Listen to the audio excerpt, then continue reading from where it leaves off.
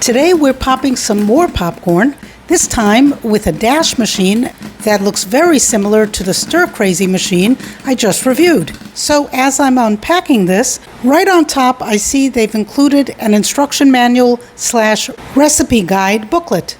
There's a lot of information here on how to use the machine, but it's really not all that complicated, and look at that. They have more than 15 pages of recipes. Nice.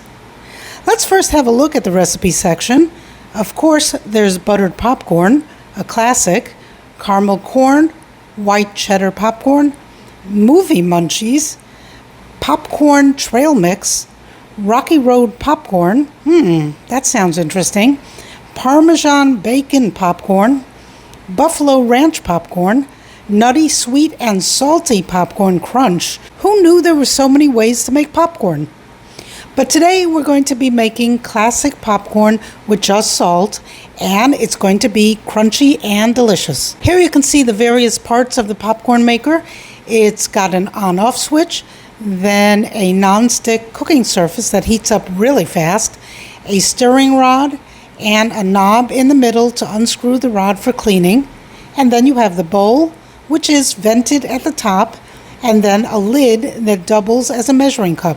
That's actually the only thing different from the Stir Crazy that I can see here, that the lid has sections and each holds a 1/4 cup of kernels, so you don't need an additional measuring cup.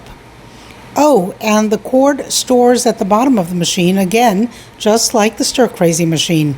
I'm going to make 16 cups of popcorn, so I'll need 2 tablespoons of oil and a 1/2 cup of corn kernels.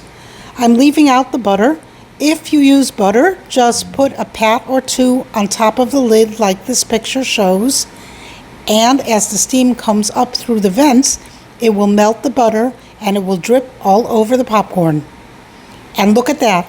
This shows how the base of the machine nests into the bowl for storage. Yup, just like the Stir Crazy machine. Okay, enough with the instruction manual. Let's have a look at this machine. Okay, here's the cover, which doubles as a bowl, and you can see the vents at the top to let the steam escape. And here's the base. Ooh, I like this color. And underneath is where you can wind the cord around and tuck it in for storage. And here's the on-off switch. It's really a simple machine. There's on and there's off. Nothing complicated. And here's the lid, which you don't use when you're popping the popcorn, just when you're using the cover as a bowl. Then this goes under it as a base. It has 3 sections. Each holds a 1/4 cup of kernels. And so it fits on the bottom of the bowl like this, and the bowl fits on the base like this, and here's the cover for the bowl. Also a nice shade of the same aqua. And it fits on nice and snug. So you have here a nice bowl to hold the popcorn, very similar to the Stir Crazy. Okay, time to try this out. I have here some Orville Redenbacher original popcorn kernels, and I'm going to measure out a 1/2 cup. That should be 2 sections of the dash measuring lid. Let's see if it is. Each section is supposed to be a 1/4 cup, and yes, that's about a 1/2 cup. So you really don't need to use a measuring cup. Next, I turn on the machine to get it warmed up and then measure out 2 tablespoons of oil. This is Orville Redenbacher's popping oil, but you can use corn oil or even avocado oil if you want to. Many people use coconut oil for a more authentic movie popcorn taste. It's your choice, of course. And now is when I like to put in the salt if I'm using table salt, which I am here. This way the salt mixes with the oil and has a better chance of coating all the kernels. You can use popcorn salt too, or maybe even flavor col, and that will adhere even better to the kernels since it's a finer salt.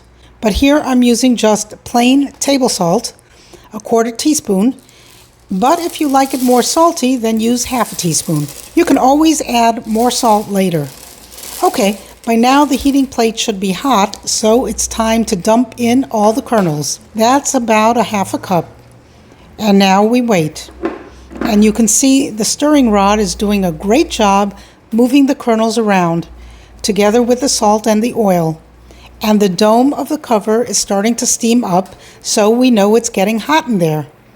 And there goes a kernel, and another, and pretty soon they're all going to be dancing all around, and there they go.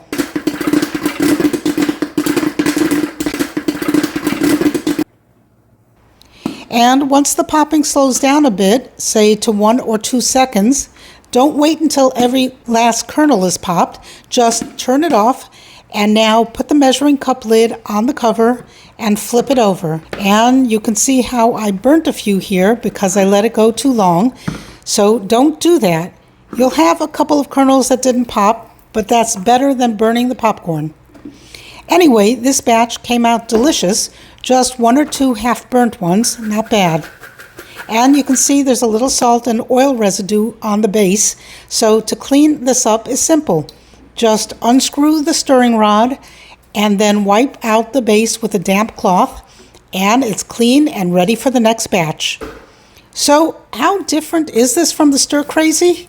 Not much difference except for the measuring cup in the lid, but otherwise they're almost identical. And the popcorn comes out delicious and easy in the Dash and in the Stir Crazy.